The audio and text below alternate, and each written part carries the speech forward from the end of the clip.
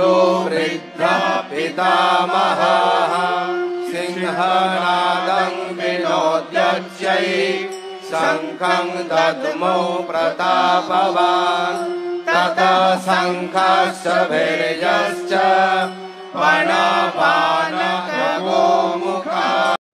वृद्धः पितामहः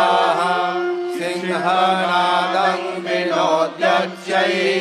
शङ्खं दद्मो प्रतापवान् ततः शङ्खश्च भैर्यश्च वनवानखगोमुखा वृद्धः पितामहः सिंहनादं विनोद्यच्यै शङ्खं दद्मो प्रतापवान् ततः शङ्खश्च भैर्यश्च वनवानखगोमुखा